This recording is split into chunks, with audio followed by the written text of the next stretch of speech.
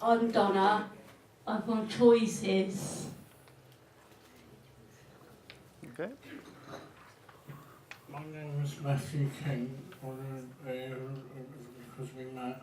I do, and we have, I do, from choices, I do also volunteer for Spectrum, and I also do volunteering for Healthwatch, and I'm co-chair of the Learning Disabilities Partnership Board, and I'm on Busy People, and I'm here at Spectrum on Consultant Challenge. Matthew, you must have a very busy schedule, more busy than anyone else here. So the points I was making in the previous presentation about doing research inclusively, this was just one example of when I went to Donna and Matt last week with the PowerPoint, of just a very draft PowerPoint presentation. They sat with me through it, and they were a great help because I was using way too many academic jargon terms. So hopefully the presentation will really be clear and make sense to you.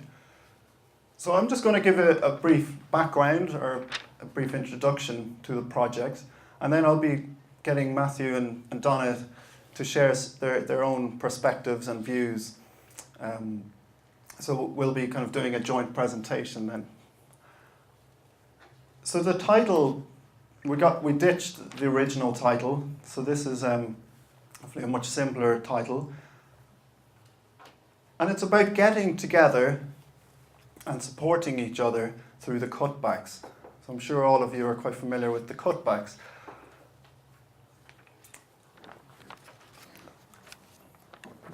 I'm just trying to get, oh yeah. So my colleague Ruth Bartlett wasn't able to join us today. So I just wanted to give a very brief overview of why we thought about doing this research project. So one of the main policies from the government is about trying to give people with disabilities more choice and more control over the types of support to make sure that people can take part in and join in their community. Okay, so it's about choice and control. So while most people recognise or think this is a really good policy, and this disability movement have really forced government to introduce this policy, in reality, a lot of the cutbacks have really affected how it's been implemented. So in reality, there have been a lot of cutbacks to local councils, in housing and disability benefits. And one of the other big trends has been the closure of day centres.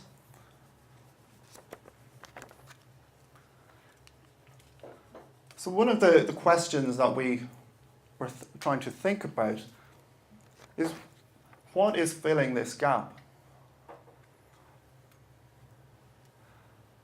So where are people finding opportunities to meet other people?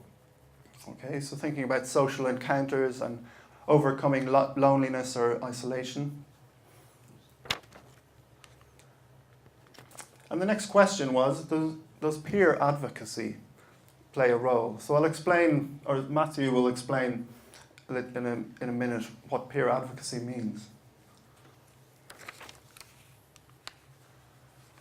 So just to give you a very broad overview, so there was a MENCAP study in 2011, a large national study that found that nearly a third of local authorities have closed day services in the last 3 years.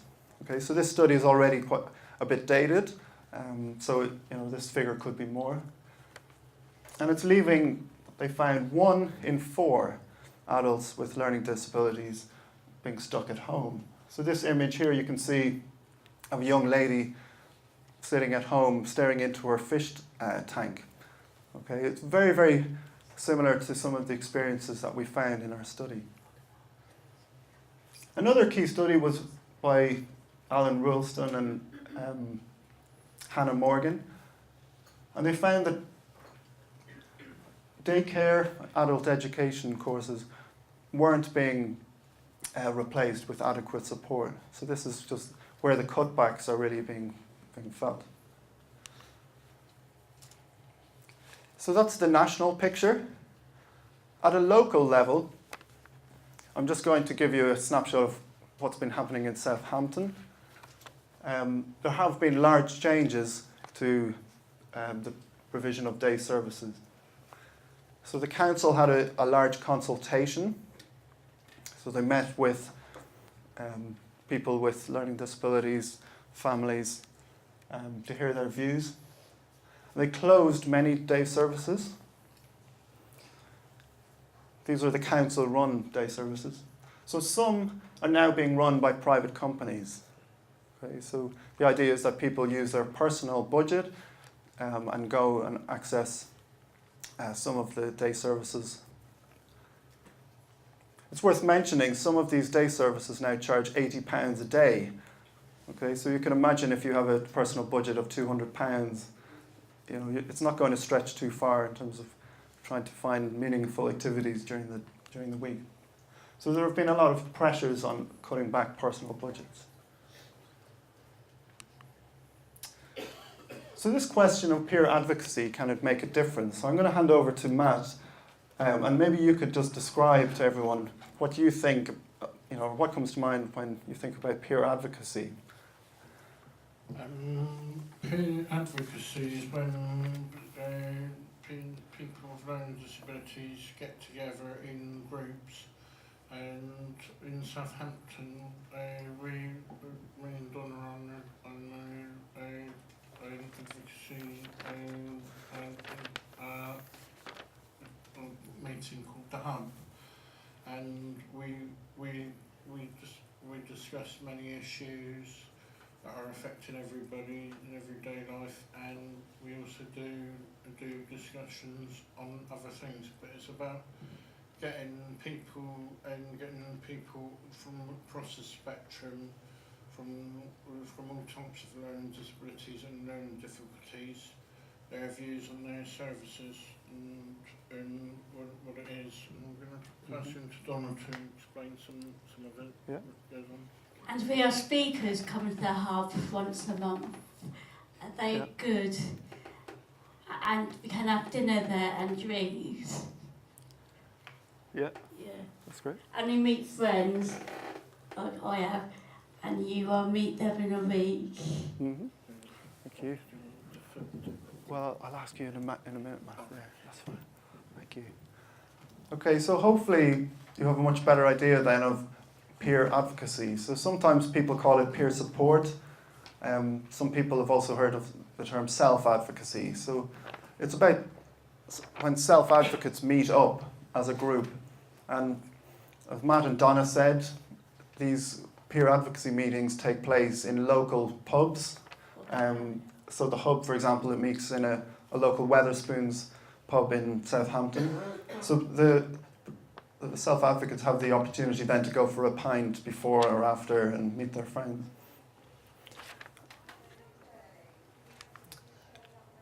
So in terms of the methods, so this is going back to the earlier slides about doing inclusive research. So how did we actually go about trying to find out how peer advocacy was having an impact on these people's lives, or on the participants' lives? So it was an inclusive study. So our two self-advocates here, Matt and Donna, took part in co-researching roles. So we involved them from the very outset in terms of thinking about what questions we could ask people. Okay, so and trying to make the questions really clear, that everyone could understand. We also involved them in, they actually took part in doing the interviews. So each of them, Matt and Donna, you did 5 interviews each, and then you interviewed each other. So, Yeah. so in total we had 12 people who took part, and there was an equal split of men and women, okay, in their 40s and 50s. Okay, so it's a relatively small study, but it gave a very important snapshot of what's happening within this region. So here you can see a picture here of someone interviewing someone else. So it was a very informal interview. We also had the help of 2 social work interns who helped Matt and Donna. Do you want to tell everyone, Donna, the questions that you asked? Yeah. How do you keep in touch with your friends? Do you have any groups that you meet up with? What do you talk about? How does it benefit you? Mm-hmm. Thank you very much. So that's just some of the examples of the questions we asked about, how do you meet up with your friends and what benefits do you get from going to these groups. And one of the last stages in the research process is about analysis. So that means, what do we do with all of the findings? How do we kind of make sense of them? So for the analysis, we went back to talk with a local peer advocacy group, so at the hub, and we talked through some of the main kind of things that we were hearing about, and we discussed it with the group about what they would like to prioritise or would be the most important points.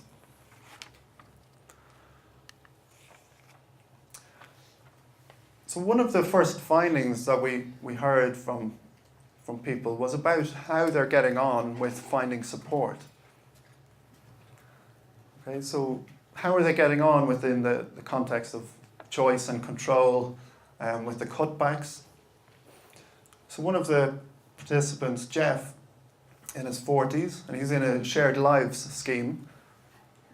Okay, so that's where he's living with another family. Okay. So the question of, does anyone check whether you're doing okay? So Jeff is saying here that probably not. Only when I see them at the hub, probably not at other times. Okay, do you have any help here at Way Ahead? So Way Ahead is one of the day services that is based here at Southampton. So, and he said, yes, at Way Ahead, probably at Way Ahead, I have some help. Yes. Because because I'm what they call middle of the spectrum, you don't get help in the home. Okay, so what Jeff is talking about is very common. It's how people are really being caught in the middle, where they're deemed capable enough to live in the community, so they often don't get access to support services in the home, but they also struggle to really live and participate in the community.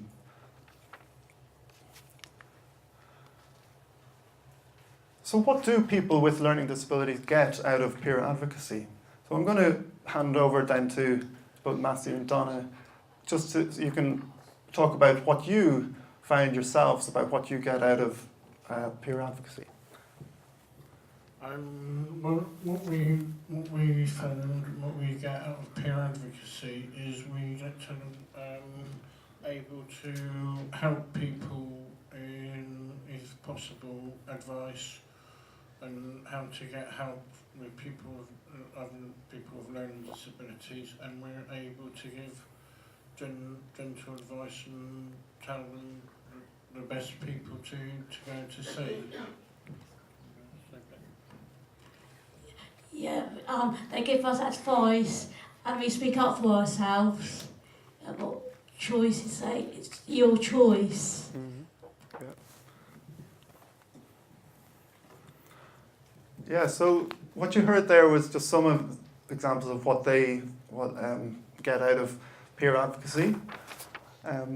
So just to spend a bit longer thinking about, and just to pick up on what they were saying, there were three key things that everyone in the study talked about. So one of the first ones, which Matthew and Donna mentioned, was about meeting people. Okay, so when we consider people don't have the opportunity to go to day services every day of the week, the importance of meeting people is really, really crucial. So ably illustrated here by a nice ostrich here being very sociable. So just to give you an example of what some other people said. So Caroline, she said good because you can see people like John and Thomas and Anne, people like that. I don't normally see, and it's quite nice to see them, very nice to see them. And Kate also says it's about a way to get out of the home, to meet people and make friends.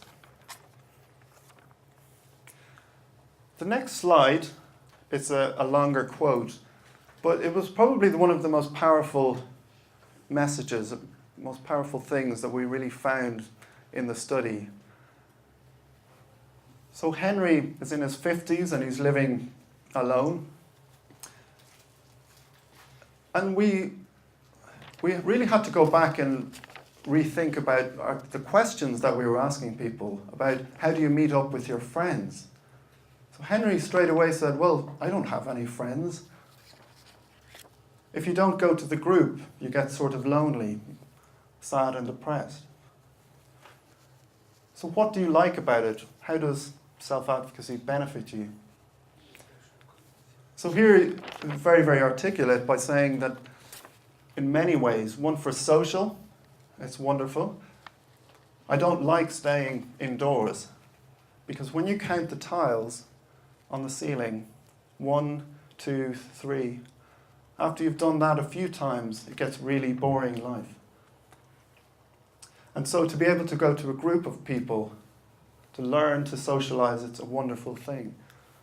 Okay, so that's a really potent example of the loneliness or isolation that many people with learning disabilities can face if they don't have the opportunities to meet up with groups to learn and to socialize.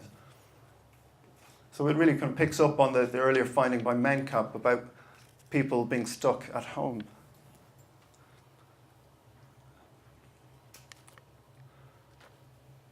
The next key finding was sorting out your problems. Okay, so there was the opportunity to collective problem solve or to meet together to talk about issues. So Matthew, do you want to mention anything about this topic, about sorting out people's problems in the groups? Yeah. Quite often, you'll have friends or colleagues that they'll come across problems, and you will give them guidance as to where to go, because often we all go through problems. They can't be solved, but sometimes some problems can be resolved quickly, some can take a bit of time, and so what we do in the self-advocacy groups and in other groups is try and advise people and encourage people, and you'll come across people that all have a problem and they just don't have anybody and they don't know where to turn. Mm-hmm. Do you want to say it? There's an advocate at the Fog and Parrot, the hub, once a month. If you've got any problem, you speak to them once a month. Yeah. Yes. Thank you, Matt. And Donna, you picked up on a very important point. So these peer advocacy groups also give people coming along the opportunity to meet one of the paid professional advocates at Choices Advocacy. Okay, so they're there to facilitate, but there are also ways that people can come have set up meetings with their advocate. So this is a point that Aidan also made. So we said that the way I see self-advocacy means speaking up clearly. If people have got a problem, people have to shout it out. So they go, they speak up and about what's bothering them. He also makes the point then, what Donna was saying, that people have got an advocate. So if advocates are asked, they promise to sort it out. But people need that. In my opinion, my own opinion, it has benefits for me. If people speak up clearly, if people have got a problem, hopefully they sort it out for them. Okay, so it's an important vehicle then for accessing advocates. Matt, you also wanted to make a point about how the groups link in with other groups. Yes,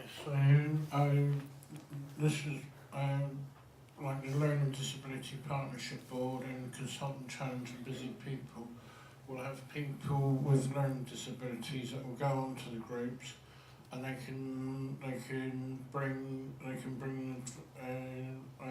advice on or bring news of what's happening, and also they can raise queries and questions of problems and bring people from professional services to listen that there are people out there that are having real problems and difficulties, and it's a good way to get to the people at the top and just say not everything's always great. We need to look at different ways of doing things. Do you want to raise a point about partnership board and busy people? Yeah, we talk about cutbacks at partnership board and busy people. There's loads of it going on. Yeah, so the peer advocacy groups link in with some of the other groups like the partnership board, so the partnership board knows what's going on the ground. Okay, so that's another really important point that Matthew and Donna have made. And the final key finding, so we talked about problems in the last point, but it's more than just sorting out problems. It's also about learning new things. So when I talked earlier about how day services are changing, many are closing, it's also the same story with a lot of the learning centres, local colleges. People are finding it increasingly more difficult to access. So finding a place where people can learn informally. So I've got the chalkboard here. Many remember, going to school, and I don't know if you're old enough to remember, but the teacher with the chalk dust on his shoulders. So that's formal learning when you learn in a classroom, but there's also informal learning. Okay, so learning, by your friends. So before I show you what someone else said, I just wanted to ask you, Donna, is there anything that you've learned from the group? Anything new or? Making different friends, Yeah. and exchanging phone numbers and meeting up for coffee in a week. And is there anyone who comes to the groups to talk to you? Yeah, speakers come to speak. Blue Lamp and the police and fire station. Fire safety, yeah. Mm-hmm. Fire safety. Yeah. Thank you. And did you want to add anything? Yes, and we also we have an informal learning that we can guide each other through problems and back up, and if somebody with a learning disability's got a problem but they don't know where to turn, we can often guide them where to go. Yeah. Yeah, thank you very much. So Henry, if you remember, he's the gentleman who talks about being lonely at home. So he's talking here about things like how to deal with the police, how to deal with things of what could happen to you these days, having knowledge about what to do and how to deal with a problem. So he talks about first aid, okay, so things, social problems. It's also very useful. Okay, so it's really great to know about these things. So this is the last slide, and this is just to conclude by saying what we found out. So it's important to say that, you know, not all disabled people are involved in these groups. So the study is about how some, not all, people with learning disabilities are coping with the changes and the cuts. They're meeting up with friends, they're sorting out problems and learning new things. It's also important to say that these groups, while they do a lot of positive things, a peer advocacy group meeting once a week may not stop people from feeling lonely. Okay, so they're not going to solve everyone's problems or issues. But having something to look forward to, so Mike talks about it being a ray of sunshine in his week. The idea that it's something to look forward to, you know, that he feels even if he is at home, he knows every Tuesday he can go and meet up with his friends. And the last point, when you look at the policy, peer advocacy is it's not really mentioned specifically. So it's not mentioned in the Care Act that local councils have to provide or try and help facilitate peer advocacy. But the Care Act does say about prevention. So prevention is one of the key words that the policy refers to. And it's about preventing the need for social care. Okay, so the government recognised that to try and cut back on services, when we all acknowledge that there's less money around, local councils have to think about ways to try and prevent people from reaching crisis situations. But unfortunately, it's often seen as a soft cut.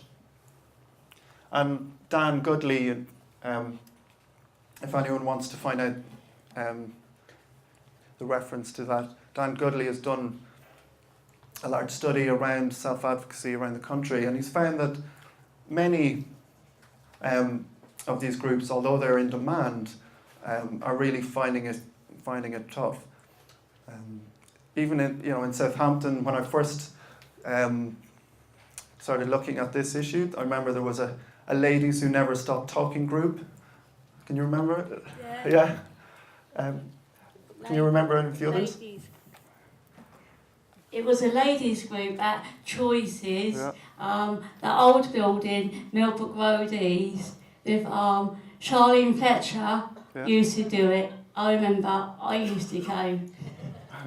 Matthew, can you remember any other groups? Yeah, there used to be, there was a few groups in, there used to be the tenants group, which meant with people living independently once a month. There was a men's group, and there was also one stage there was a Voices for Choices group. So all of them have gone. Quite a few groups, and I think there was groups in Tottenham as well. Yeah. Okay, so they were some of the examples of groups that have gone due to cutbacks. So it's something that is very, very current, an issue. So I'd like to finish there by thanking Matthew and Donna for really helping me get through this presentation and being such fantastic co-researchers on the project.